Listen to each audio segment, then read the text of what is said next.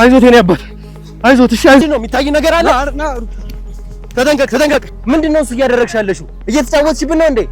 ኧረ እባክህ አሉ አቶ ፈቀደ አሉ እሳቸው ናቸው እርግጠኛ አቶ ፈቀደ ከ6.8 ሚሊዮን ብር ጠቅላላ ዋጋ ጀምሮ ለመኖሪያ ቢሉ ለኢንቨስትመንት አዋጭ በሆኑት በካሳንቺስና በብስራተ ገብርኤል ላይ ቅንጡ አፓርትመንቶችን አማን ፕሮፐርቲስ ይዞላችሁ መጥቷል። አዎ ከ3 በላይ የሚሆኑ ሳይቶችን ጥንቅቅ አድርጎ ያስረከበው ድርጅታችን አሁን ደግሞ በብስራተ ገብርኤል ላፍቶ ሞልና ኦልማርት ፊት ለፊት እንዲሁም በካሳንቺስ ኢንተር ሌክዠሪ ሆቴል ፊት ለፊት ከባለ 1 መኝታ 72 ካሬ እስከ ባለ 3 መኝታ 248 ካሬ አፓርትመንት ቤቶችን 15% ቅድመ ክፍያ ጀምሮ ቀሪውን ያለምንም የዋጋ ጭማሪ የሚከፍሉበት እድል አመቻችተንልዎታል። ቅድመ ክፍያውን ከፍ አድርገው ለሚከፍሉ ደንበኞች እስከ 25% የሚደርስ ልዩ ቅናሽ ለ7 ቤቶች ብቻ ተዘጋጅቷል። ታዲያ ይህን ውብ እድል ለመጠቀም ከስር የሚገኘው ስልክ ላይ ፈጠን ብለው ይደውሉልን። አማን ፕሮፐርቲስ ንብረቶ በአስተማማኝ እጆች ላይ።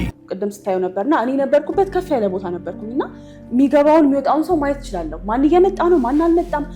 አባቴ በደንብ አበራንም በጣም ስለሚያምነው አበራም ደግሞ ጥሩ ነገር የነበረው ሰው ስለሆነ ይሄ ብቻ ገንዘብ እሱ እንዲሰጠው ምናምንም አድርጎ የሼር ቢሆንም ገንዘብ አበራ ነበር የሚሰጠው። ይሁን በጣም አየው ታውቃለህ። እና ይህን ሰውዬ ከዚህ ስራ ባስወጣው ሙሉ ገንዘቡ የኔ ነው ብሎ ነው ያሰበው። ከጨዋታ ውጭ ነው ማለት የፈለገው አቶ አበራ ማለት ነው። ግን ጠበቆች ቆማችሁ ተከራከሩልን ስንላቸው አቶ አበራ ከሆነማ እንከራከርላችሁ ሙሉ አይሉን ነበር። በግፊት አልሞተም ካልሽ በምን ሊሞት ይችላል ማለት አቶ አበራ ገደለው እያልሽ ነው? አዎ በደንብ እሱ እንዳስገደለው እርግጠኛ ነኝ። ከዛ በፊት አባቴ ከመሞቱ ከአንድ ቀን በፊት አቶ አበራ የሆነ ወረቀት ልከው ነበረ እንዳለ ሙሉ ንብረትነቱንም ሆነ እንትኑን ለአቶ አበራ እንዳስረከባቸው የሚገልጽ ወረቀት ነበረ። ቼክ ሊያደርጉት ሲመጡ ይሄ እንትን የሚያዩበት ነገር አለ አይደል? የልብ ምት ምናምን ቼክ የሚያደርጉት የሚጮኸው ነገር እሱ ጸጥ ብሏል። እና ተደናገጡ። በቃ ሄብ እንዴት ነው ወዲያው ውዝግብግብ ባሉ፣ በጣም ተቻኮሉ፣ ተሯሯጡ። ብቻ አባቴን ሞት እንደዛ እየለፋው እንትን እያልኩኝ ልጆኜ ምናምን መስማቴ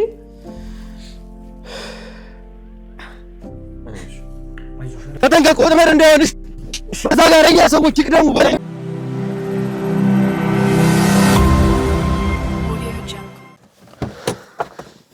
እሺ እንግዲህ ተመልካቾቻችን እጅግ በጣም እየተቻኮልን ነው የመጣ ነው። ተረጋግቶም ለእናንተም ግን የተፈጠረውን ነገር ቅድሚያ ማስረዳት ይኖርብናል። ተመልካቾቻችን ምንድነው የተፈጠረው? እንግዲህ አሁን ሰሞኑን እየሰራን ያለነውን ኬስ ታውቃላችሁ። የአቶ ፈቀደን ጉዳይ አቶ ፈቀደ መጥፋታቸውን ተከትሎ ነው እንግዲህ እጅግ በጣም ያሳሰበን፣ በጣም እንግዲህ ስሜቴም እንድንሆን ያደረገን ይሄ ጉዳይ ነው። ትንፋሽም እየተቆራረጠ እንደሆነ ይገባኛል። እጅግ በጣም በፍጥነትም ነው የመጣው፣ ተቻኩለንም ነው በቀጥታ ከቢሮ የመጣ ነው። ለምንድነው የመጣ ነው የሚለውን እንግዲህ ለእናንተ መጀመሪያ ከመግባታችን በፊት ለማስረዳት ያክል አቶ ፈቀደ እንደምታውቁት እየፈለግናቸው ያሉ ሰው እንደሆነ ታውቃላችሁ። በምን ምክንያት እንደሆነ የጠፉበትን ጀምሮ ከበፊት ጀምሮ ቪዲዮቻችንን ለተከታተላችሁ ሰዎች እንግዲህ አዲስ ነገር አይደለም። እዚህ ጉዳይ ላይ እንግዲህ በጣም በከፍተኛ ሁኔታ እየሰራን እንደሆነ የምታውቁት ነው። እንግዲህ ከመግባታችንን በፊት ለእናንተ ይህንን ጉዳይ ለማስረዳትም ያክል ቢሮ እንዳለን አንድ ትልቅዬ መረጃ ወደኛ ደርሶ ነበረ። ትልቅ ስልክ ወደኛ ተደውሎ ነበረ። ያ መረጃ ደግሞ ዛሬ በእርግጠኝነት ነው የምላችሁ፣ ትላንትናም ከትላንቱ በፊትም በነበሩት ቀናት ለእናንተ እየነገርኳችሁ ነበረ አቶ ፈቀደን በእርግጠኝነት እንደምናገኛቸው። እዚህ ጉዳይ ላይ አቶ ፈቀደን የምናገኝበት ትልቅና ጥብቅ የሆነ መረጃ እጃችን ላይ ገብቷል። ዝርዝሩን በኋላ ተረጋግተን የምናስረዳችሁ ይሆናል። ነገር ግን ይህንን ለእናንተ ለመናገር ያክል አሁን ላይ ዛሬ ምናልባትም በእርግጠኝነት አቶ ፈቀደ በእጃችን ላይ የሚገቡበት ጥብቅ መረጃ፣ አንድ ትልቅ የሆነ መረጃ ስልክ ወደኛ ተደውሎ ነው ወደዚህ የመጣ ነው። እዚህ የምታዩት ቦታ ላይ አቶ ፈቀደ እንዳሉ ዛሬ ምንም አይነት ስህተት መስራት አቶ ፈቀደን ማጣት አንፈልግም። ምን ያክል ቀድሞም የኛም ሰዎች ሙሉ ጫካውን ከበውታል፣ እዚህም ቀድመውታል። ጥበቃም እያደረጉ ነው ያሉት። ምክንያቱም ወጥመድም እንዳይሆን ከዚህ በፊትም የገጠሙንም አይነት ነገሮች ደግሞም እንዳይከሰቱ በማለት ሙሉ ጫካው ከበባ ተደርጓል። የኛ ሰዎች ቀድመው ደርሰዋልና ከፍተኛም የሆነ ጥንቃቄ እያደረግን ነው ያለነው። እንደባለፈው አይነት ስህተት ምንም አይነት ስህተት መስራት አንፈልግም። ዛሬ ሰዎችን ብሩክ በብዛት አይቻቸዋለሁ። አሁን ጠጋብዬ ሳያቸው የኛ ሰዎች ታይተውኛል። እንግዲህ ቦታውን ከበውት ነው የሚገኙት። አቶ ፈቀደን እናገኛቸዋለን የሚልም ሙሉ እምነት አለኝ። በደንብ ተስፋ እናደርጋለን። ይሄንም እየተከታተላችሁ ያሉ ተመልካቾቻችን እንግዲህ በጸሎታችሁ ሳይቀር እንድታግዙን ጥሩ ነገር እንዲገጥመንም ነገሮቻችንም እንዲሳኩ ማለት እፈልጋለሁ። ጊዜም አሁን መፍጀትም ስለማንፈልግ በፍጥነት መግባት ይኖርብናል። ተጠንቀቁ እሺ። ምናልባትም ወጥመድም እንዳይኖር የኛ ሰዎች በደንብ በጥንቃቄ ቦታውን ይከታተሉት። ኑ ግቡ።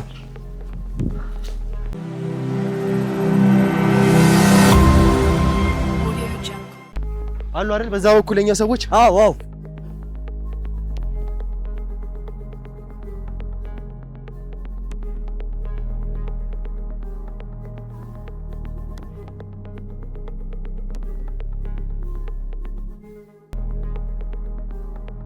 ጥንቃቄ አድርጉ እሺ።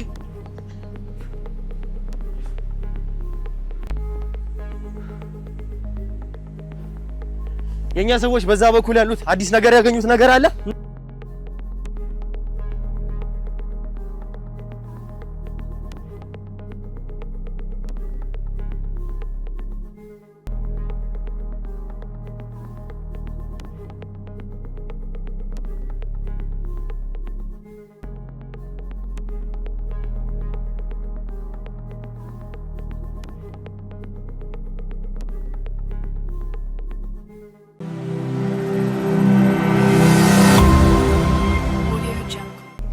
ጋሻው በሱ ጋር ምንድነው እየታየኝ ያለው? ምንድነው አዲስ ነገር አለ እንዴ? ነው አዲስ ነገር አለ መሰለኝ። ምንድነው የሚታይ ነገር አለ? ተጠንቀቅ ተጠንቀቅ።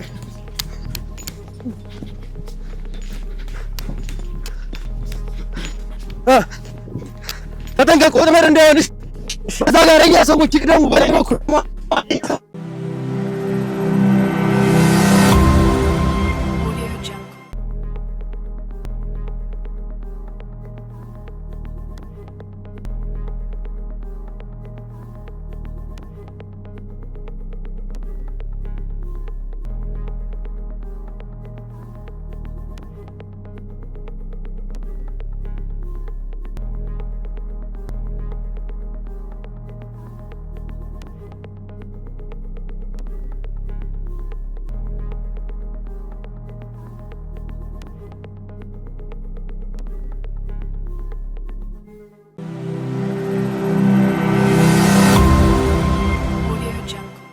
ምንድነው እቺ ልጅ እየቀለደችብን ነው እንዳለችው? ምንድነው የለም እኮ የኛም ሰዎች አሉ እኮ። የት አለ? ቆይ እስኪ ለልጅቷ መደወል አለብን አሁን። በዛ በኩልም ያሉት ድጋሜ እንግዲህ መውጫዎችንም እንዳለ ያጣሩ እስኪ። እንዳለ አጣርቷል ብሩኬ፣ ምንም ነገር የለም። ቆይ እስኪ ለልጅቷ እንደውላት መጀመሪያ።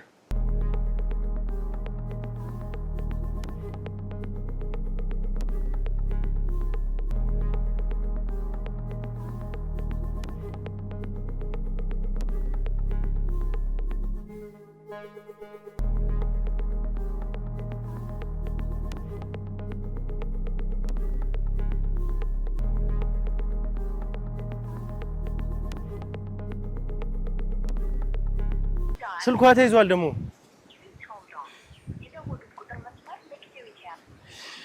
ምንድነው እሱ? እየተጫወተችብን ነው እንዴ ያለችው? እየቀለደች ነው ያለችው።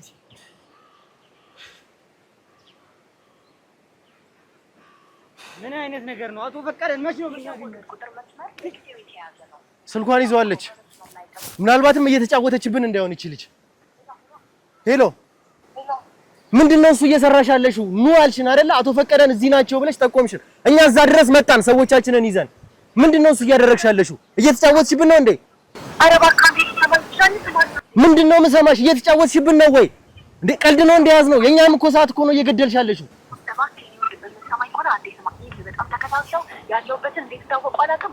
ደርሰውብኝ ቦታ ቀይሬያለሁ። ማን? ሀሞቶች ያበራ ሰዎች ናቸው? አዎ ያበራ ሰዎች ያለሁበትን እንዴት ቀድሞውን የኛ ሰዎች እኮ ቀድመው መጀመሪያም ቦታውን ከበነው ነበር እኮ። ምንም አይነት ሰው የለም፣ ምንም አይነት ሰው አላገኘንም። ያው እኔ አንተን እየሸወድኩ አይደለም። አሁን ቢሆን የምትሰማኝ ከሆነ በምልክና አድራሻ እና እርግጠኛ ነሽ?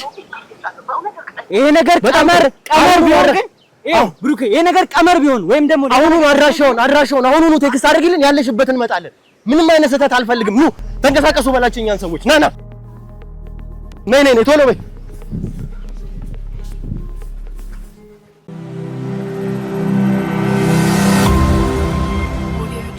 ተመልካቾቻችን እንግዲህ እንዳያችሁት ከሆነ እጅግ በጣም ያልጠበቅነው በጣም አናዳጅ የሆነ ነገር ነው የገጠመን በዚህ ሰዓት ላይ። እኛ በእርግጠኝነት ዛሬ አቶ ፈቀደን እዚህ ጫካ ውስጥ እናገኛቸዋለን ብለን ነበር የመጣ ነው። ስንገባ ግን እሷም እንግዲህ እንደነገረችን ከሆነ ሙሉ ጫካውን የፈተሽ ነው። የኛም ሰዎች ቀድሞም ደርሰው የነበሩት ሙሉ ጫካውን ከበው ነበረ። ስንገባ ነግሬያቸዋለሁ እያንዳንዱን ነገር ግን ስናይ ምንም ያገኘነው ነገር የለም። ለምልክት እንኳን የሚሆን ነገር ተመልካቾቻችን፣ ይሄ በጣም በዚህ ሰዓት የሚያናድደን ነገር ነው። ወጥመድ ሊሆን ይችላል ብለን የኛም ሰዎች ቀድሞ ቦታውን ከቦት ሊሆን ይችላል ብለን እያንዳንዱን ነገር እያጠራን በጥንቃቄ ነበር የመጣ ነው። በፍጥነት እንምጣ እንጂ እያደረግን እቺ ልጅ እየቀለደችብንም ሊሆን ይችላል። እኛ ወጥመድ ውስጥ ልከትም ይሆን ይችላል። እዚህ ቦታ አስመጣችን ምንም ነገር የለም። በቀጥታ ነው እንግዲህ የደወልኩላት። ከዛም በኋላ ተመልካቾቻችን ከደወልኩላትም በኋላ የአበራ ሰዎች ቀድመውኝ ደርሰው ነው ቦታውን ለቀቄ የወጣሁት አቶ ፈቀደን ይዤ የወጣሁት የሚል ቃል ነው ከራሷም አንደበት የሰማነው። አናቅም፣ ወጥመድም ሊሆን ይችላል። ስለዚህ እያንዳንዱን የምናደርገውን ነገር እኛ በጥንቃቄ ማድረግ አለብን። ምንም አይነት ጊዜ ደግሞ እዚህ ጋር መግደል የለብንም። አቶ ፈቀደን ዛሬ በእጃችን ማስገባት አለብን። ሳይውል ሳያድር በእኛ ቁጥጥር ስር ማስገባት አለብን። አሁን አድራሻውን ልካልናለች። ተመልካቾቻችን ቴክስት አድርጋልኛለች ለኔ። በዛ አድራሻ መሰረት እንሄዳለን። ቀድመው የኛ ሰዎች እንዲቀሳቀሱ በዛም በኩል ያሉት ትእዛዝ ተጫሉኝ። ሙሉ ጫካውን ለቀን እየወጣን ነው። ነገር ግን ለጥበቃ የሚያክል አንዳንድ የቀሩ ሰዎች አሉ እዚህ ቦታ ላይና አሁን በፍጥነት ወደ ተባልንበት ቦታ እንሄዳለን። ምንም አይነት ወጥመድ እንዳይሆን እናንተም ተከታተሉ፣ እንዲንቀሳቀሱ አድርጋቸው።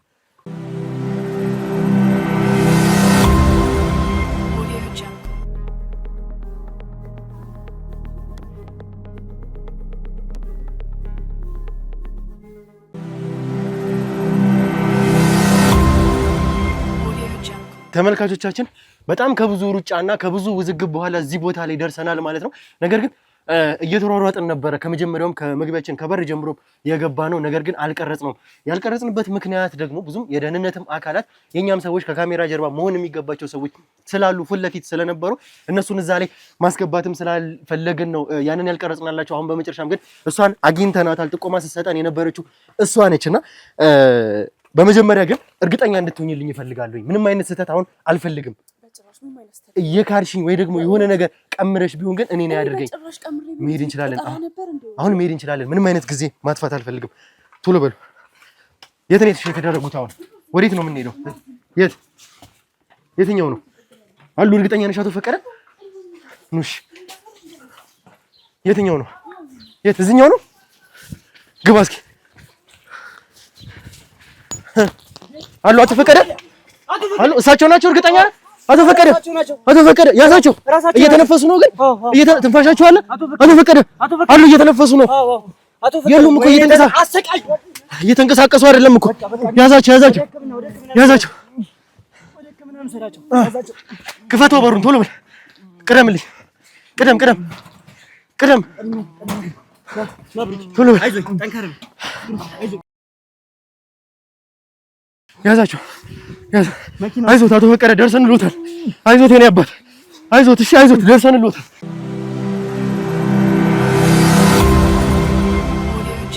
በመጨረሻም አቶ ፈቀደ በእኛ እጅ ስር ወድቀዋል። ሰላም ጤና ፍቅር ለእናንተ ይሁን።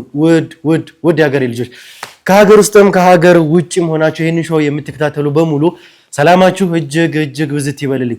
ሰምታችሁኛል መቼም መግቢያዬን። ከዛም በፊት ደግሞ ስለተፈጠረው ነገር የደረስንበትን እያንዳንዱን ነገር ለእናንተ እያሳየናችሁ እየቀረጽንላችሁ ነበር የመጣ ነው ከተወሰኑ ኢንሲደንቶች ውጪ። ያ ማለት የደህንነት ሰዎች፣ የህግ አማካላት፣ የኛም ሰዎች ደግሞ የግድም ከካሜራ ጀርባ መሆን ያለባቸው ስላሉበት ያልቀረጽናቸው ወይም ደግሞ ያላስተላለፍንላችሁ አሉ እንጂ ሁሉንም ነገር እስካሁን ድረስ የተደረስንበትን ነገር ተመልክታችኋል። እንደነገርኳችሁ ደግሞ ተመልሶ አቶ ፈቀደ በእኛ ቁጥጥር ስር ሊውሉ ችሏል። በጣም ትልቅና ደስ የሚል ዜና ነው። እስካሁን እጅግ በጣም የለፋንበት፣ በጣም ብዙ ነገሮችን ያየንበት፣ የተንከራተትንበት፣ ብዙ መስዋዕትነትን የከፈልንበት ኬዝ ነው ይሄ ኬዝ።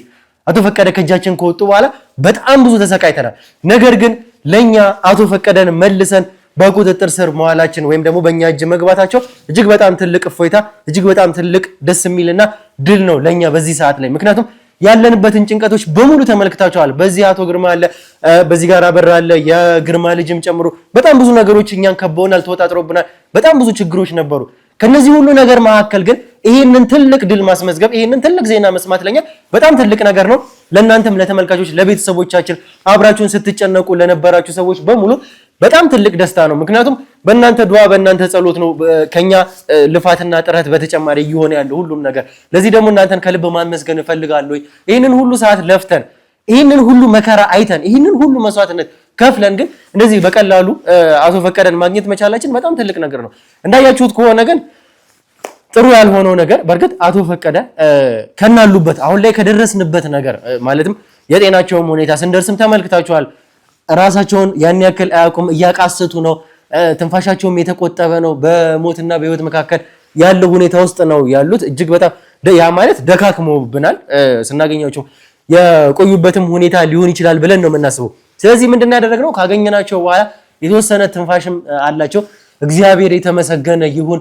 በዋናነት አቶ ፈቀደ በህይወት አግኝተናቸዋል። ይሄ በጣም ትልቅ ነገር ነው። ነገር ግን ያሉበት የጤና ሁኔታ ደግሞ ስናገኛቸው ያገኘንበት ሁኔታ በጣም አሳሳቢ ነው። ስለዚህ በቀጥታ ምንድነው ማድረግ ያለብን? እሳቸውን ወደ ህክምና ቦታ ነው ይዘን መሄድ የነበረብን። በቀጥታ ወደ ህክምና ተቋም ወሰርናቸው። ያ የህክምና ተቋም ደግሞ የኛም አባላትም ስላሉበት በጣም እየተራባረቡ ነው በፍጥነት እሳቸውን እንግዲህ ደህና ለማድረግ ወዲያውም እንግዲህ አየር ማጥሯቸው ስለነበረ ኦክሲጅንም ሰካኩላቸው። ከዛ እነሱ በሙያቸው የነሱ ሙያ ስለሆነ ያን ያክል እኔም ጣልቃ መግባት አያስፈልገኝም። እነሱ በሙያቸው እየረዷቸው እየተረባረቡላቸው ነው ያሉት። የኛም ሰዎች እዛ ቦታው ላይ ያሉ እግዚአብሔር ደህና እንዲያደርጋቸው ጤናቸው እንዲመለስ የእናንተ ጸሎት ከምንም ጊዜ በላይ ያስፈልገናል። አቶ ፈቀደን ደግሞ የያዝንበት ትልቁ ነገር እንግዲህ እንዳያችሁት ከሆነ ጫካ ውስጥ ነበር የተቀጠቅነው። አንድ ሴት ነበረች። ይቺ ሴት እንግዲህ በቀጥታ እኛን ነው ኮንታክት ያደረገችው። ያ ማለት እንግዲህ ቴክስት ነበር ያደረገች። በጣም በተደጋጋሚ ቴክስት እያደረገችልን ነበረ። እዚህ ቦታ ላይ ደግሞ የተመደቡ ቴክስቶችን የሚመልሱ መልእክቶችን የሚያዩ ደግሞ የኛ ቡድን አባላት አሉ። እነሱ በቀጥታ ነው ወደ እኔም ያመጡት። እንደዚህ አይነት ቴክስት አለ፣ እንደዚህ አይነት መልእክት አለ ብሎ እኛ እንግዲህ ይሄን ነገር ሲላክልን መጀመሪያ ማጣራት አለብን። እንደምታዩት ከሆነ በጣም ብዙ መልእክቶች እኛ ጋር ይደርሳሉ። ማስፈራሪያዎች፣ ፖዚቲቭ ነገሮች፣ ኬዞች ሳይቀር ብዙ ነገሮች በቴክስት ይደርሱናል። ከዛ መካከል ግን ይሄንን ነገር ማጣራትም ስላለብን ቀልባችንን ስለሳበን፣ ሁለተኛ ደግሞ ወጥመድም እንዳይሆን ጭምር ነገሮችን ቀድመን አጣርተን ወደ ተባልንበት ቦታ የኛንም ሰዎች አስቀድመን ጫካውን ከከበብን በኋላ ነበር ይሄድ ነው። ስንሄድም እንግዲህ በጣም ብዙ ነገሮች ሊፈጠሩ ይችላሉ ብለን እኛም ቀድመን አቅደን ተዘጋጅተን እያንዳንዷን ነገር በጥንቃቄ ነበር እያደረግን የነበረው። በኋላም እንዳያችሁት ከሆነ ጫካ ውስጥ የሉም አቶ ፈቀደ የተባልንበት ቦታ። ከዛ በኋላ እንግዲህ በቀጥታ እሷንም ስደውልላት ያለችን ቦታም ቀይሬያለሁኝ ስለተደረሰብኝም ነው ያለችን። እሷን ደግሞ ስናገኛት ምን አይነት ሰው ሆና ነው ያገኘናት? ከአጋቾቹ መካከል ሆና ነው ያገኘናት። ያ ማለት ያገቷት እንግዲህ አቶ ፈቀደን ያቀዷቸው ያበራ ሰዎች ነበሩ። ይህን ደግሞ ከዚህ በፊትም በነበሩት ክፍሎቻችን ተመልክታችኋል። የአይን ማኞች ሳይቀር አንዲት ሴት አብራ ነበረችም ሲሉን ነበረ። እነዚህ ነገሮች መጀመሪያ የተባላት ሴት እሷ ነበረች ወይ? ይህንን ሁሉ ነገርም ማጥራት ነበረብን። ከዛ በኋላ እንግዲህ ስንሄድ እንዳያችሁት ከሆነ እኛ ባልጠበቅነው መንገድ መጨረሻም አቶ ፈቀደ በእኛ እጅ ላይ ተመልሰው እንግዲህ ሊገቡ ችለዋል ማለት ነው። ይሄ በጣም ትልቅ ነገር ነው፣ ትልቅ ድል ነው። በጣም ቀላል ነገር አይደለም። የለፋንበትም ስለሆነ እየነገርኳችሁም ነበር በጣም በቅርቡ ድል እንደምናስመዘግብ። ነገሮች አሁንም ቢሆን ይቀጥላሉ። ብዙ በንጠልጠል ያሉ ጉዳዮች አሉ አሁንም ቢሆን፣ እነሱን ደግሞ አሁን የምንፈታ ይሆናል። ነገር ግን እቺ ማንች? እቺ ልጅ ለኛ ጥቆማ የሰጠችን አቶ ፈቀደን አሳልፋ የሰጠችን ልጅ ማንች? ከጀርባዋስ ምንድነው ያለው? እያንዳንዱን ነገሮች ከሷ ጀርባ ስላሉ ነገሮች በደንብ ማጥራት ያሉብን ብዙ ነገሮች አሉ።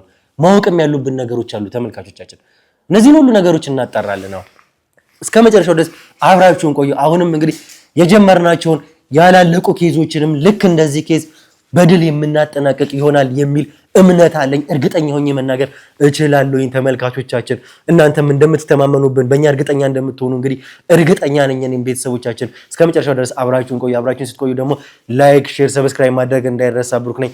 ዱካሾ ላይ እንገኛለን። መልካም ቆይታ።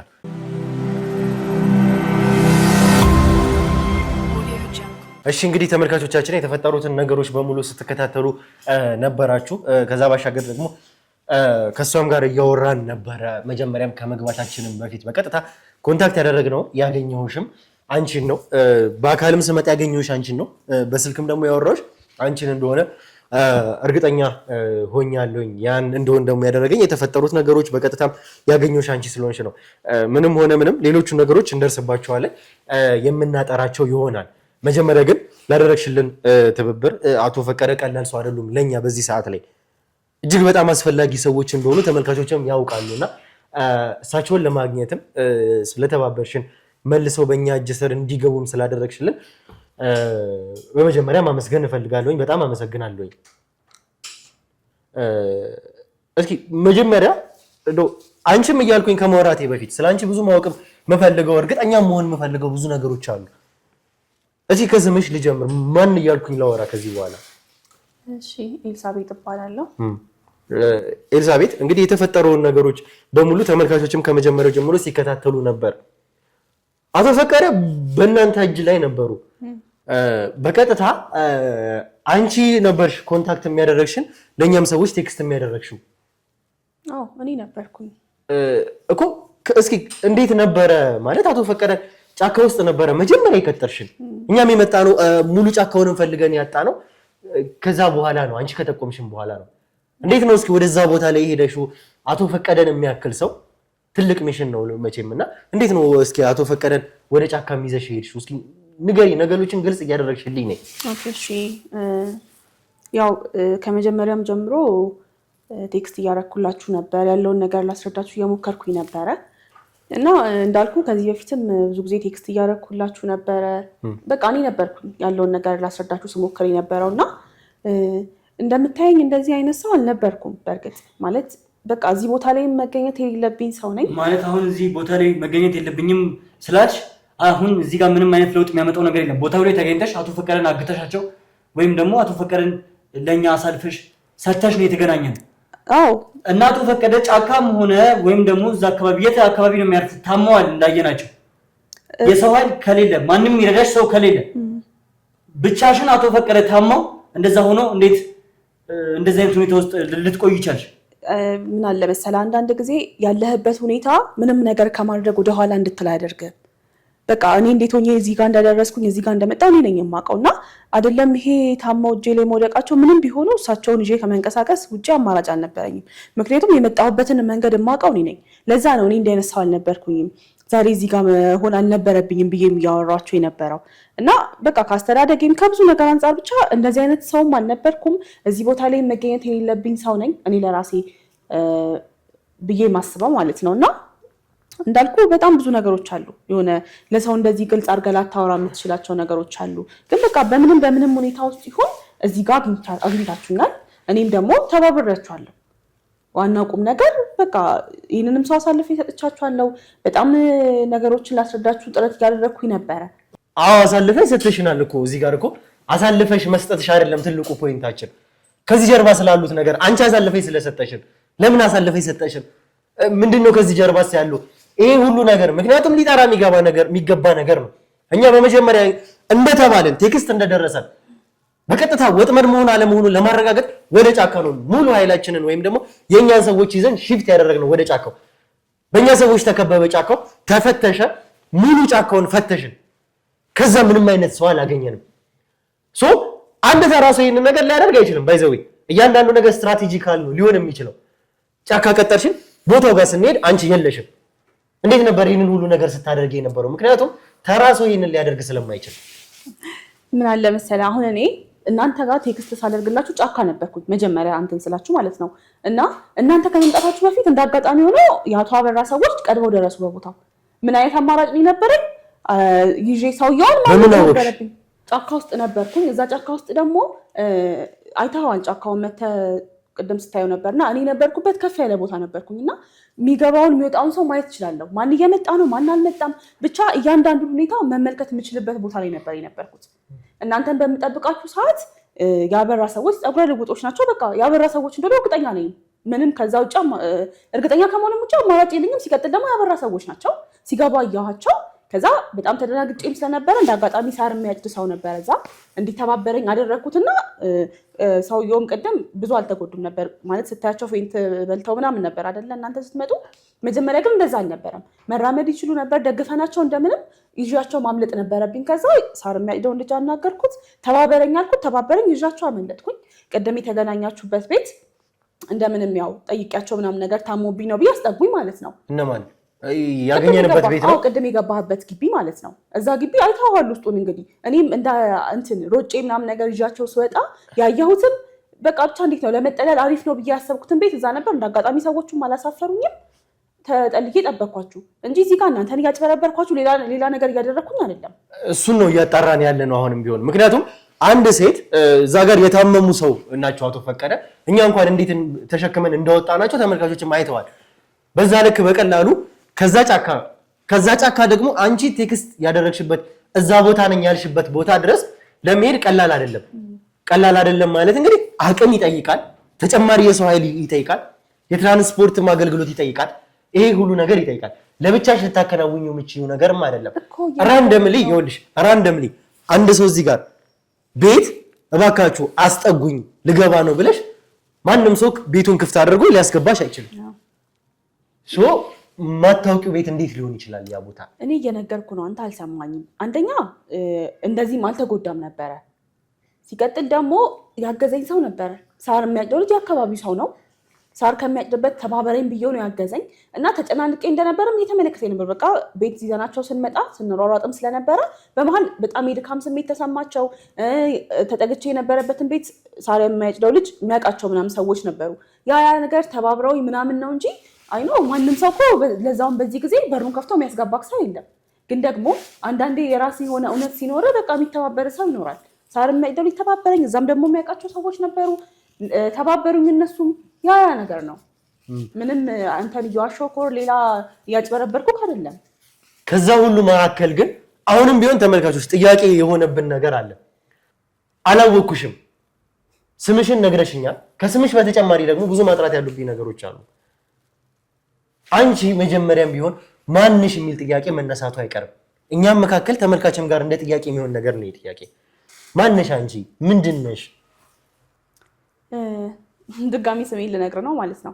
እሺ እኔ ያው ኤልሳቤጥ ነኝ ብያለሁ። ግን አባቴና አቶ አበራ ልጅ እየነበርኩኝ በጣም ጓደኛ ማቾች ነበሩ። አሁን እንዴት አበራ ጋር ሄድሽ፣ እንዴት ሰውየው አንቺ እጅ ላይ ገቡ ምናምን የሚለው ነገር በጣም ጥያቄ የፈጠረብኝ ይመስለኛል። በደንብ ጥያቄም ሊሆን የሚችልም ነገር ስለሆነ ኦኬ ሶ ላስረዳ በትክክል የነበረውን ነገር። ከ6.8 ሚሊዮን ብር ጠቅላላ ዋጋ ጀምሮ ለመኖሪያ ቢሉ ለኢንቨስትመንት አዋጭ በሆኑት በካሳንቺስና በብስራተ ገብርኤል ላይ ቅንጡ አፓርትመንቶችን አማን ፕሮፐርቲስ ይዞላችሁ መጥቷል። አዎ ከ3 በላይ የሚሆኑ ሳይቶችን ጥንቅቅ አድርጎ ያስረከበው ድርጅታችን አሁን ደግሞ በብስራተ ገብርኤል ላፍቶ ሞልና ኦልማርት ፊት ለፊት እንዲሁም በካሳንቺስ ኢንተር ሌክዠሪ ሆቴል ፊት ለፊት ከባለ 1 መኝታ 72 ካሬ እስከ ባለ 3 መኝታ 248 ካሬ አፓርትመንት ቤቶችን ከ15% ቅድመ ክፍያ ጀምሮ ቀሪውን ያለምንም የዋጋ ጭማሪ የሚከፍሉበት እድል አመቻችተንልዎታል። ቅድመ ክፍያውን ከፍ አድርገው ለሚከፍሉ ደንበኞች እስከ 25% የሚደርስ ልዩ ቅናሽ ለ7 ቤቶች ብቻ ተዘጋጅቷል። ታዲያ ይህን ውብ እድል ለመጠቀም ከስር የሚገኘው ስልክ ላይ ፈጠን ብለው ይደውሉልን። አማን ፕሮፐርቲስ፣ ንብረቶ በአስተማማኝ እጆች ላይ። እንዳልኩ አባቴ በጣም በቃ ጠንካራ ሰው ነው። በጣም የስራ ሰው ነው። በጣም በቃ ተሯሩጦ መስራት የሚችል ነገሮችን ማስተካከል የሚችል ቆጥቦ ትልቅ ደረጃ ላይ መድረስ የሚችል ሰው ነበረ። ከዛ ብቻ ህይወታችን እንደዛ እያለን ቀጠልን መኖር። በጣም ብዙ የሚያስባቸው ነገሮች ነበሩ። ይሄ በቃ ላይ የግል ነገር መስራት ይፈልግ ነበር። ተቀጥሮ በሚሰራበት መስሪያ ቤት በጣም ቀልጣፋ የሚባሉ ሰዎች አሉ አይደለ? እንደነዛ አይነት ሰዎች ነው። በጣም የሚቀላጠፍ፣ በጣም ታታሪ፣ የሰራውን ገንዘብ የማያበላሽ፣ ቆጥቦ ነገ ጥሩ ደረጃ ይደርሳል ብሎ የሚያስብ ሰው ነበረ። ከዛ በመሀል ያው እንዳልኩ ሰራ፣ ገንዘብም አገኘ፣ እያጠራቀመም ነበረ። ብቻ በዛ እያደረገ ገንዘብ አገኘ። በደንብ ጥሩ ገንዘብ ያዘ ማለት ነው። እየቆጠበ ምንም እያለ ማለት። ከዛ በመሀል የግል ነገር መስራት ፈለገና ያው እያጣራ ነበረ ምን መስራት እንዳለበት፣ የትኛው ቢዝነስ አዋጭ እንደሆነ። እኔ ልጅም ብሆን ለእኔም ያለኝ እሱ ነው፣ እኔም ደግሞ ለእሱ ያለሁት እኔ ብቻ ነበርኩኝ እና በልጅ አይምሮዬም ቢሆን ነገሮችን ሲነግረኝ የሆነ ነገር እንትን ሲለኝ አስታውሳለሁ በደንብ። እንደዚህ ይሻላል ዳዲ እንደዚህ ብዬ በደንብ ባላማክረውም ግን ያው በልጅ እንትኔም ቢሆን የተወሰነ ነገር እናወራ ነበር፣ ይነግረኝ ነበር። ምንም የሚደብቀኝ ነገር አልነበረም። እና በመሀል እንደዚህ የራሱን ነገር መስራት ፈልጎ እየተንቀሳቀሰ ባለበት አቶ አበራን አገኛቸው ማለት ነው። በመሀል አቶ አበራ ደግሞ ከዛ ፊት አይተዋወቁም። ከዛ ፊት ያን ያክል ትውውቅ የላቸውም። ስለ ይሄ እንዴት ነው መታየት ነው እንጂ ያን ያክል የቅርብ ሰው ትውውቅ ያላቸው ሰዎች አልነበሩም። አባትሽም የአሞቴ ሰው ነው? አይ አይደለም፣ በቃ እዚሁ ነው የሚተዋወቁት። እንዳልኩ ይተያዩ ምናምን ነበረ። አበራ የሚታወቅ አይነት ሰው ነው ያኔ እንጂ ይሄ በእንትን አይደለም። ከዛ ሰውም የሆነ አበራም ጥሩ ሰው ነው፣ በደንብ ይንቀሳቀሳል፣ ከአንተ ጋር እንትን ብትሉ አሪፍ ትሰራላችሁ፣ ጥሩ ነገር ይኖራችኋል እያለ ወሬ ማምጣት ጀመረ ማለት ነው። እና አባቴም በቃ እንደዚህ የተባለ ስለሆነ እስቲ ከዚህ ሰው ጋር ልሞክር። በኋላ ላይ በደንብ መቀራረብ ጀመሩ። መጀመሪያ የነበራቸው ነገር እየጠበበ መጣና የልብ ሰው ሆኑ ማለት ነው። ስራውንም አንድ ላይ መስራት ሊጀምሩ እንትን ሲሉ በቃ የልብ ሰው ሆኑ። አባቴ ጥሩ ጓደኛ አገኘ ማለት ነው። እና አበራ የአባቴ በጣም ጥሩ ጓደኛው ነበር መጀመሪያ። ከዛ ስራውን አብረው መስራት ጀመሩ። የተወሰነ አብረው ሰርተዋል። አብረው ከሰሩ በኋላ ነገሮች ልታደርግልኝ የፈለጉት ነገር አለ። ምንድነው እነዚህ ሰዎች አንድ ላይ ሊሰሩ የፈለጉት? የሆነ ፋብሪካ ነበረ፣ የአረቄ ፋብሪካ ምናምን ነበረ እንትን ማለት የፈለጉት እና አብረው ያን የአረቄ ፋብሪካ መስራት ምናምን ነገር ጀመሩ፣ መንቀሳቀስ ጀመሩ። ብቻ እንቅስቃሴያቸውን በጣም አሪፍ ነበረ፣ ጥሩ እየሄደላቸው ነበር። እኛም መጀመሪያ ከምንኖርበት ኑሮ በቃ የተሻለ ነገር ማግኘት ጀመርኩኝ እኔም አባቴም የተሻለ ነገር ይሄ ገንዘብ ሲመጣ እንዴት ነው ብቻ እንዴት ነው ጥሩ ላይ ነበሩ አልከሰሩም እንትንም አላሉ ባሪፍ እየሰሩ ነበረ በመሃል ግን ይሄ ገንዘብ ሲመጣ ወደ ሌላ ነገር መምጣት ጀመረ ነገሩ በቃ አባቴ እንዳሰባቸው ማለት እንዳሰበው መሆን አቆመ በቃ አበራም የሚሰጣው ነገር ልክ አልነበረ ማለት በመሃል በቃ የከሰርን ነው የሚመጣው ሂሳብ ልክ አይደለም ይሄ ምክንያት መደርደር አለ አይደለ ትርፉን በደንብ ሲገባ በቃ ምክንያት መደርደር ጀመረ እና በየወሩ የሚሰጣው ገንዘብ ትንሽ ሆነ ማለት ነው አባቴ በደንብ አበራንም በጣም ስለሚያምነው አበራም ደግሞ ጥሩ ነገር የነበረው ሰው ስለሆነ ይሄ ብቻ ገንዘብ እሱ እንዲሰጣው ምናምንም አድርጎ የሼር ቢሆንም ገንዘብ አበራ ነበር የሚሰጣው ይሄ በጣም ላፊ ስለሚያምነው ማለት ነው አባቴ እና በቃ በመሃል በጣም እየከሰርን ነው እንዳሰብነው እየሰራን አይደለም ያለ በጣም የወረደ ገንዘብ መስጠት ጀመረ አባቴም በቃ ካሁን ይስተካከላል ከወር ይሻላል እያለ መስራት ቀጠለ ምንም እንትን አላለም ነበር መጀመሪያ በኋላ ላይ ግን ነገሮች በጣም እየከፉ መጡ ጭራሽ መጀመሪያ እንኳን ከሚሰጠው ገንዘብ ይባስ መቀነስ ጀመረ ለምን ከሰናል ነው የሚለው የሚመጣው ገንዘብ ትንሽ ነው ምንሰራውም ስራ ያዋጣ አይደለም ሰው ከስራናል በቃ ለዛ ይሄ ገንዘብ ነው ሊደርስ የሚችለው ነበር የሚለው እና በጣም ጥረት አድርጓል አባቴ በርግጥ እንደዚህ መሆን የለበትም እስቲ ነገሮችን ለማስተካከል እንሞክር እንደዚህ ብናደርግ እያለ ያማክረው ነበረ ግን መሆን አልቻለም እንደዛ ለአባቴ የሚሰጠው ገንዘብ ትንሽ ሆነ እኛም መጀመሪያ ወደ ነበርነው ህይወታችን ተመለስን መሀል ላይ አሪፍ ነበርን ከዛ ድጋሚ ወደ ኋላ ተመለስን ማለት ነው ከዛ በኋላ በቃ በጣም ተሰቃየን አበራ በጣም አሰቃየው አባቴ ከምነግር በላይ ይሄ ምድር ላይ ማለት እንዴት ነው አብረኸው ልሰራ የነበረን ሰው በዛ ልክ ማሰቃየት ጥሩ አይደለም ለራስም ጥሩ አይደለም አይደለ አባቴ በጣም ተሰቃየ የሌለበትን በሽታ ላይ በሽታ ማምጣት ጀመረ ምንድን ነበር ምክንያቱ አብሮ በሰላም እየሰሩ የነበሩ ሰዎች አብሮ አንድ ላይ ቢዝነስ ሰርተው ከስረናል በሚል ሰበብ እንደዚህ ለመቃረናቸው ምንድን ሌላ ምክንያት ነበረ አበራ እንዳልኩ ገንዘብ በብዛት አበራ ጋር ነው የሚሆነው ማለት ለአባቴ የሚሰጠው አበራ ነው እና ትርፉን በጣም አየው ታውቃለህ እና ይህን ሰውዬ ከዚህ ስራ ባስወጣው ሙሉ ገንዘቡ የኔ ነው ብሎ ነው ያሰበው ነገሮችን ስንረዳቸው እንትን ብለን በቃ እንደውም የሆነ መሀል ላይ በቃ እንካ ገንዘብህን ልስጥህና ውጣ ከዚህ ብቻዬን ነገር ልስራ ብሎ የሚያሰቃየው ነበረ እና እሱ ትርፉን ስላወቀው ያለውን ነገር ስላየ አበራን አባቴን ከጨዋታ ውጭ ነው ማድረግ የፈለገው አቶ አበራ ማለት ነው ከዛ በጣም ጥረት አደረገ አባቴን በጣም ለፋ ግን ልፋቱ ምንም ዋጋ አልነበረው ምክንያቱም ገንዘብ በጣም አበራ ጋር ነበረ ይሄ ወደ ህግ እንኳን እንዳንሄድ አላ ሰዎችን ምናምን ነገር ይዟቸው ነበር ምንም አማራጭ አልነበረንም ሲጀምርም እኔና አባቴ ብቻ ነበረን የሚረዳን ሰው የለንም ዘመድ ወገን የምንለውም ሰው ስላልነበረን ያለን አማራጭ ምንድነው ከአቶ አበራ ዞር ማለት አባቴ በቃ በሽታ ላይ ወደቀ እንዳልኩ እና በጣም ከተሰቃየን በኋላ በጣም ይሄ መከራ የሚባለው ነገር ተፈራረቀብን ጭራሽ የምንቀበላቸው ገንዘቦች በጣም እያነሱ መጡ እንዴት ልበል ይሄ በቃ ካለንበት ወረድን የመጨረሻ ወረድን እና በቃ አባቴ በጣም ታማሚ ሆነ ሲታመም ስትኖር ነው ነገሮችን እንትን ማለት የምትችለው አይደለም በቃ ይቅርብ እኔም ባለች ማለት በዛ በልጅነት እንትኔም ቢሆን ይቅርብ በቃ አንተ ብቻ ኑርልኝ ሌላው ነገር ይደርሳል እስከዛሬም በራስ አቅም ነው በራስ ጥረት ነው እዚህ ደረሰው ከዚህ በኋላም ያለው በራስ ጥረት ትደርሳለህ ተው በቃ ምናምን ነገር እያልኩ አወራው ነበረ እና ያው ትልቅ ሰው ስትሆን እንዴት አለ እንዴት መካድ አለ መካድ ምናምን በጣም ነው የሚያሳምም አምነህ ካቀረብከው ሰው ተክደህ እንትን ማለት በጣም ከባድ ነገር ነውና ብቻ በጣም ብዙ ነገሮች አለፉ በህይወታችን ለማንም አቤት ማለት አልቻልንም እንዳልኩ ያለንበት ሁኔታ አቤት የሚያስብለን አልነበረም እና አቤት ብትል ራሱ የሚሰማክ ሰው አይኖርም ለዛ እኔና አባቴ ያለን አማራጭ በቃ ዝም ብለን መኖር ነበር አቶ አበራ አባቴን በቃ ከስራ አባረረው ብቻ ተለያዩ መሀል ላይ በጣም የሌለ እንትን ሲለው ሲጨቁ ነው ማለት ይሄ ዝም ብሎ አንድ ሰው ተነስቶ አንድ ሰው ሊያባርበት የሚችል ካምፓኒ አለ ሼር ከተደረገ ውል ሊኖር ይችላል አይደለ ያ ውል እያለ ህግ ቦታ ያንን ውል ይዞ ቀርቦ መከራከር ይቻላል ዝም ብሎ ተነስና ውጣ የሚልበት ምንም አይነት መብት የለውም አንተ ያልገባ ነገር ምን አለ መሰለ አቶ አበራ በጣም እንደምታስባቸው አይደሉም እጃቸው በጣም ረጅም ነው አው ውል አለ ውል ነበረ ግን በውሉን እንትን ካለ በኋላ ራሱ በጣም ፍርድ ቤት እየተመላለሰ ነበር አባቴ ውል እያለ እንዴት እንደዚህ ይሆናል ይሄው የተፈራረምንበት ውል አለ እያለ ያሳያቸው ነበረ ግን ደግሞ በጣም ከባድ ያደረገብን ነገር ምን መሰለ ጠበቆች እንኳን ኢቭን ጠበቆች ቆማችሁ ተከራከሩልን ስንላቸው አቶ አበራ ከሆነማ እንከራከርላችሁ ሙላ ይሉን ነበር። ምክንያቱም አቶ አበራ እጃቸው በጣም በቃ ረጅም ነው፣ የትም መድረስ የሚችሉ ሰዎች ናቸው። ጠበቃ፣ ዳኛ፣ እያንዳንዱ ሰው በሳቸው ግዛት ውስጥ ያለ ሰው ነው። እኛ እኮ ያን ውሉን ሳናስብ ቀርተን በዛ መንገድ ሌላ ነገር ማረጋግጦን ሳይሆን ሄደን በቃ ስለደከመን ነው። መሀል ላይ ሲጀምር አባቴ መሀል ላይ ታመመ። 1 ዓመት ምናምን ተከራክሮ ነበር በደንብ። ግን ቀጠሮ ሲሰጥ ከነገ ዛሬ ይስተካከላል እያለን በመሀል አባቴም በቃ ደከመው። ግፊት አለበት ብዬ ካለው ስኳርም እንትና ለጫጫ ነው ጭንቀቱም በቃ አባቴ አልጋ ላይ ወደቀ ማለት ነው። ከዛ በፊት ግን ጥያቄም የተነሳብኝ ነገር አሁን ላይ ስላበራ ስንሰማ ከአቶ አድማሱም ከተባለ ባለሀብት ጋር ተቀናቃኝ ያደረጋቸው ያ አረቃ ፋብሪካ ነው። አሁንም ድረስ እያስተዳደረው ያለው አለው የተባለው የአረቄ ፋብሪካ ነው አበራ።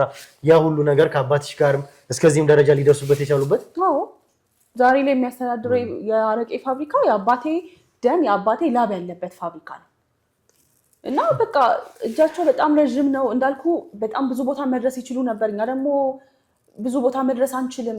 በመሀል አባቴ አልጋ ላይ ወደቀ። ጭንቀቱ፣ ግፊቱ፣ ስኳሩ፣ እያንዳንዱ በሽታ ከአቅሙ በላይ ሆነበት። በቃ አንደኛ ባመነ ሰው መከዳቱ ህመም ነው። ምን ያክል ልብ እንደሚሰብር መገመት አይከብድም። በቃ መጨረሻ ላይ አባቴ አልጋ ላይ ወደቀ። ምንም ማድረግ አልቻለም። እኔም አባቴ ነው ለማስታመም ገባው ባለችኝ አቅሜ እና በዛ መሀል ነው አባቴ እንግዲህ እንደሚባለው ከሆነ ማለት ያው እኔ ልጅም ነኝ ግን አውቃለሁ ልጅ በሆንም ያን ያክል በጣም ህፃን አልነበርኩም። በቃ ነገሮችን ማቀበት እድሜ ላይ ነበርኩኝ እና በቃ አባቴን በመሀል አረፈ።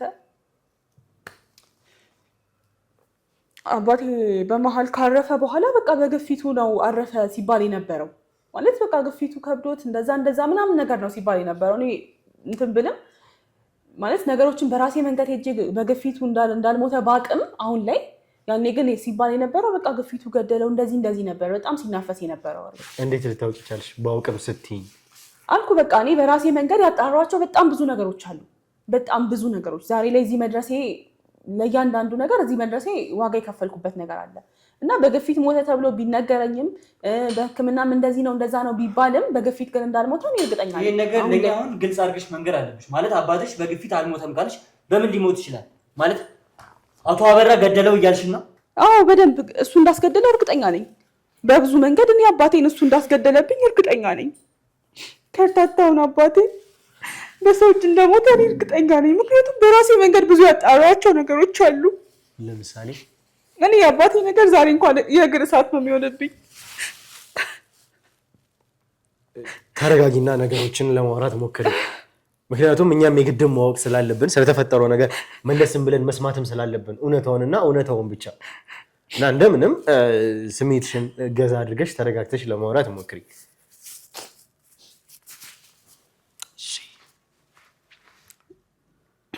ይቅርታ እና እንዳልኩ አባቴን እሱን ያስገደለው እኔ ደግሞ ያን በማረጋግጥበት መንገድ አረጋግጫለሁ። እንዴት አረጋገጥሽ ምናምን ላላችሁኝ ደግሞ በእርግጥ ያኔ ልጅ እያለሁ አልነበረም ነገሮችን እንትን ያልኩት። ትንሽ ከፍ ካልኩኝ በኋላ የሆነ ነገሮችን በደንብ ማስተዋል ነገሮችን በደንብ እንትን ማለት ከጀመርኩኝ በኋላ ነው አባቴ በሰው እጅ እንዳልሞተም እርግጠኛ የሆንኩት። የነገሮች መገጣጠም እንደዛ እንዳስብ ያደረገኝ እርግጠኛ እንደሆንም ያደረገኝ።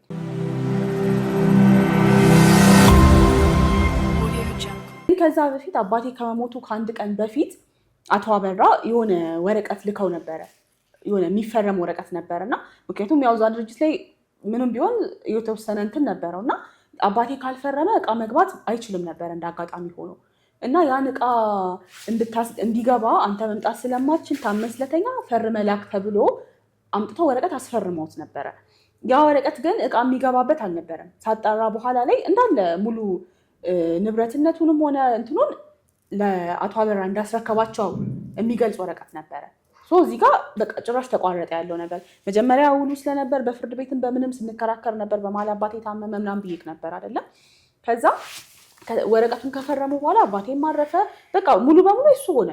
ያው ፍርድ ቤትም ከዚህ በኋላ ብሄድ እንደማይሰጡኝ እርግጠኛ ነኝ። ከፍ ብዬ ነገሮችን እንትን ስል ምንም ብንከራከት ምንም ፍርድ ቤት ብሄድ የአባቴ ንብረት ብዬ ባወራም ምንም ተደማጭነት የለኝም። ምክንያቱም ፈርሞ ሰጥቶታል አባቴ በገዛ እጁ። በታመመ ሰዓት መታመሙን ተጠቅመው ምንም ነገር ማድረግ እንደማይችል ስለገባቸው በቃ አስቸኳይ ነው ምናምን ብለው አጣድፈውት ነበረ። ኢቭን እንዳያነብ አጣድፈውት ነበረ የፈረመው ሰው ማለት አልነበርሽም ቦታው ላይ እንጂ እኔ እንትን ብዬ ወጥቼ ስመለስ ፈርመው እየወጡ ነበረ አስፈርሞት ማለት ነውና ምንድነው ምናምን ብዬ ስጠይቀው አባቴ አይ እንዲህ የሚገባ እቃ ነበረ በር ላይ እየጠበቁ ስለነበር አላነበብኩትም ራሱ ብዙም ወዲያው ፈርሜ ነው የሰጠዋቸው ብሎኝ ነበር ማለት ነው። እና በኋላ ላይ ሳጣራ በቃ ሙሉ ኃላፊነቱን ለአቶ አበራ እንደሰጣቸው ምናምን የሚገልጽ ወረቀት ነው። እዚህ ጋር በቃ የአበራና የአባቴ እንትን ይሄ በስምምነት በውል የነበረውም ነገር ሁሉም ነገር አበቃለት ማለት ነው። በቃ እኔ ምንም ተስፋ የለኝም እዚህ ጋር አንደኛ ወስዶታል አቶ አበራ ወስዶታል የአባቴ የነበረውንም ንብረት ምንም ያገናኘን ነገር የለም። እና ከፈረመ በሁለተኛው ቀን አባቴ ሞተ የተባለበት ቀን ማለት ነው እኔ እንደ አጋጣሚ ምግብ ላመጣ ወጥቼ ነበረ።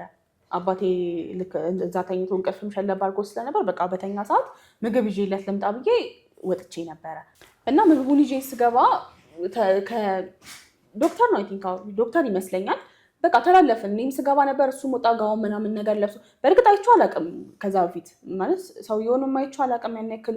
እኔም በጣም የማውቀውም ዶክተር አንድ ነበር አባቴን ያው ብዙ ጊዜ የሚከታተልልኝ ሆነ የሚተባበረን እሱ ነበረ ጥሩ ሰው ነበርና አባትሽ ከተኛበት ክፍል ነው አባቴ ከተኛበት ክፍል እኔ ልገባ በቃ እንዲበር አካባቢ ደርሼ ነው ውጥት ያለው ማለት ነው። እና ሐኪሞች እየተመላለሱ ነርሶቹ ምናምን ስለሚያዩት ዶክተር ነበር የመሰለኝ እና ግን ፊቱን ብዙም አላስታውስም ግን ደግሞ አይቼ የማላውቀው አይነት ፊት ነው። በቸኮላ ምግብ ይዤ ምናምን ነገር ስገባ ስትተላለፍ ያለው ድንገት የምትተያየው ነገር አለ አይደለ እንደዛ ነበር የተያየ ነው። እና ጋውን ምናምን ነገር ለብሶ ነበረ የሐኪሞችን ወጣ። ከዛ እኔ ገብቼ ምናምን ነገር ያው ቀደም ተኝቶ ነው የወጣሁት ብዬሽ ነበርና ሲመስለኝ እኔ ከወጣሁኝ በኋላ ተኝቶም ስለነበር ሐኪም ነው ምናምን ያልኩም ሰውዬ ሊያየው መጥቶ ተኝቶበት ነው ሄደው ብዬ ነው ያሰብኩት ስገባም ጸጥ ብሎ ስለነበር ማለት ነው። እና የተወሰነ ምናምን ነገር ጠበቅኩኝ። ከዛ በመሀል ዶክተሮች መጡ ቼክ ሊያደርጉት ሲመጡ ይሄ እንትን የሚያዩበት ነገር አለ አይደለ የልብ ምት ምናምን ቼክ የሚያደርጉት የሚጮኸው ነገር እሱ ጸጥ ብሏል። እና ተደናገጡ። በቃ ይሄ እንዴት ነው ወዲያው ዝግብግብ ባሉ በጣም ተቻኮሉ፣ ተሯሯጡ፣ የሚያደርጉትን አደረጉ። እኔ ልጅም ነበርኩኝ የዛኔ ነገሮችን ባቅም ይሄ እንዴት ነው እንዲህ ትልቅ ሆኜ ነገሮችን አስተውዬ ቼክ ማድረግበት ምንም እውቀቱ አልነበረኝም ሲጀምር። እውቀቱ ቢኖረኝ የሆነ ትንሽ ከፍ ብዬ ነገሮችን የማቅሰው ብሆን ጸጥ ማለቱን አስተውዬ እንደዚህ ኮኖላቸው ችል ነበረ። እና ምንም የማውቀው ነገር አልነበረም በሰዓቱ። ልክ ዶክተሮቹ ሊያዩት መጡና በጣም ተሯሯጡ፣ ተቻኮሉ። በቃ እንዴት ልበል በጣም ተረበሸ ሆስፒታሉ ራሱ። እኔ እንደውም በሰዓቱ ውጪ ሆነሽ ጠብቂኝ ማለት ያሉትን ነገሮች ማየትም ስለማልችል በቃ ውጪ ሆነሽ ጠብቂኝ አንዴ ምናምን ነገር ነበር ያሉኝ። ግን በሩ ተዘግቶም ቢሆን ሲገቡ ሲወጡ ሲከፍቱ ሲዘጉ ምናምን አይ ነበረ በጣም ግራ ተጋብተው እንደነበር ይገባኝ ነበረ። እና ከተወሰነ እንትን በኋላ መጣ ዶክተሩ ወደ እኔ መጣና ትልቅ ሰው የለም ምናምን ብሎ ጠየቀኝ ማለት ነው። እኔ ነኝ አባቴን ሳስታምመውም የነበርኩት ማለት ትልቅ ሰው የሚባል ሰው አልነበረም። ምናውቀው አበራንም ነበረ የዛኔ ማለት በቃ አበራ ነው። ወንድም እህት ምናምን የለሽም? ምንም ወንድም እህት የለኝም። አባቴ እናቴም በጣም ልጅ እያለሁ ነበር እንደውም ሞተች ምናምን ተብሎ የተነገረኝ። አላውቃትም እናቴንም ያን ያክል እና ትልቅ ሰው መምጣት አለበት ምናምን ተባለ። እኔም ተደናግጫለሁ ማለት ለእኔ እንደዚህ ነው ብሎ መናገርም አልፈለጉም ልጅም ስለነበርኩኝ። ከዛ አበራ መጣ ማለት ነው። አበራ እንዲጠራ ተደረገ ትልቅ ሰው ምናምን ተብሎ። ከዛ አበራ መጡ። አቶ አበራ ከመጡ በኋላ ማን ጠራው? አበራ ነገርኳቸው። እኔ እንዲህ ያለ አባቴ ጓደኛ ብዬ ነገርኳቸው ማለት ነው። እና ያኔ አባቴ ጋር ምንትን ስለሚል ዶክተሩም ትንሽ ያውቀዋል ሊጠይቀው ምናምን ነገር ስለነበር ማለት ነው። በቃ እሳቸው ጋር ይደወል ተብሎ መጡ ብቻ አቶ አበራ ከመጡ በኋላ መሞታቸው ተነገረኝ። እና በጣም በቃ ከባድ ነበር። ብቻ አባቴን ሞት እንደዛ እየለፋው እንትን እያልኩኝ ልጅ ሆኜ ምናምን መስማቴ አይዞሽ ረጋ ብለሽ አሁን ለኛ የሚጠቅመን ነገር እየነገርሽን እንዳለ እየተሰማኝ ነው። እና ረጋ ብለሽ ያለውን ነገር እንዳላስረጅን በቃ ብቻ እዛ ሆስፒታል እያለን አቶ አበራ መጡ። በጣም ተላቀስን፣ ጮህን። አቶ አበራ ራሱ በጣም ተደናግጠው በቃ እንዴት ነው አለቀሱ፣ ጮሁ። እንዴት እንደዚህ ይሆናል? ደህና ነበር እኮ ጓደኛዬ ምናምን እያለ እንትን አለ። በቃ ቤት መጣን፣ ለቅሶም እንትን ተባለ። አቶ አበራ ራሱ ያኔ በቃ አባቴም ከሞተ ከተቀበረ በኋላ ያው እኔ ብቻዬን ቀረው ማለት ነው። እናቴም የለችም፣ አባቴም የለም፣ ዘመድ ምናምን የምለውም ወገን አልነበረኝም። ከዛ አቶ አበራ በቃ አይዞሽ እኔ ያለው ከጎንሽ ነኝ፣ አስተምርሻለሁ፣ አሳድግሻለሁ ምናምን ብሎ በጣም ብዙ ቃል ገብቶልኝ ነበር። እነዚህ ነገሮች ግን በዚህ መካከል ለምሳሌ ጋውን የለበሰው ሰውዬ ወጥቶ ሲገባ ይቸዋለሁ አልሽ። ከአበራ ጋርም የነበራቸው ነገሮች አሉ፣ ሰጣ ገባዎች ጨምሮ። እነዚህን ሁሉ ነገሮች አንቺ በጊዜው ለፖሊስ ለማሳወቅ በዙሪያው ላሉ የህግ አካላት ለማሳወቅ የህክምና አባላቶች እዛው ዙሪያ ላሉት ተለቅ ላሉ ሰዎች ለማሳወቅ እንደዚህ ነበረ ለማለት አንቺ አቅም አልነበረሽም? እነዚህ ነገሮች አላመዛዘንሽም? እኔ አንደኛ አባቴ መሞቱን ሳይ ተደናግጫለሁ። በጣም ይሞታል ብዬም አላሰብኩም ነበረ። የአባቴ ሞት በጣም ብዙ ነገር ያሳጣኝ እና በዛ በልጅነት አይምሮዬ ነገሮችን አንዳንድ እንትኖችን የምረዳቸው ነገሮች አሉ። ግን የአባቴ ሞት በጣም አስደንግጦኝ ግራ ጋብቶኝ ስለነበር ጭራሽ እኔ ለህግ አካላት መናገር እንደዚህ ነው የሚል ነገር አልመጣልኝም። በቃ ደንግጫለሁ፣ ደንዝዣለሁ። አባቴን ማጣቴ በጣም ነበር የጎዳኝ እና አንዳንድ ትንንሽ ነገሮች እኮ የሚገቡኝ አሉ። ካበራ ጋር የነበረውም ነገር ያን ሰውዬ ሲገባ ሲወጣ ማየቴ በጣም እንትን የሚሉኝ ነገሮች ነበሩ። ግን እንደዚህ ነው ብዬ ለማንም አንደኛ እኔ ሄጄ ብናገርም ዝም ብዬ ሳስበው የትም ፖሊስ ጣቢያም ሄጄ ተናገርኩ፣ ለህግ አካላት እዚህ ሐኪም ቤትን መጥቼ ተናገርኩ፣ ማንም የሚሰማኛል ብዬ አላስብም። ምክንያቱም ከዚህ በፊት በጣም ብዙ ጊዜ ከአባቴ ጋር ፍርድ ቤት ለፍርድ ቤት ስንከራተት ነበር። ምንም መልስ የሰጠን ሰው የለም፣ አይዟችሁ ያለን ሰው የለም። እኔ ድጋሚ ሄጄ እንደዛ ባወራ ይሰሙኛል ብዬ አላስብም። ሲቀጥል ደግሞ የአባቴ ሞት አስደንግጦኝ ስለነበረ አልመጣልኝም ሄዶ እንደዚህ ነው ብሎ ማውራት ራሱ። እኔ ከሆነ ጊዜ በኋላ ነው በቃ መንቃትም እንዴት እንደዚህ ይሆናል ብዬ ማሰብ የሚጀመርኩት። ይሄ ትንሽ ከፍ ስትል በቃ ከአባቴ ሞት በኋላ የመጣብኝ ችግር፣ ብቸኝነቱ፣ ግራ መጋባቱ፣ መንገድ ለመንገድ መንከራተቱ፣ እያንዳንዱ ነገር እና ከዛ ነገር በኋላ ነው ትንሽ በቃ ማየት ነገሮችን ማሰብ እንደዚህ ቢሆን እኮ እንደዚህ ይሆናል፣ እንደዛ የሚሆነው ለዚህ ነው እያልኩኝ ማሰብ የጀመርኩት እና በቃ ያ ሰው እኔ አባቴ በሰው እጅ ነው የሞተውን ብዬ ያሰብኩት ወደኋላ ተመልሼ ሳስብ ስለነበር ነው።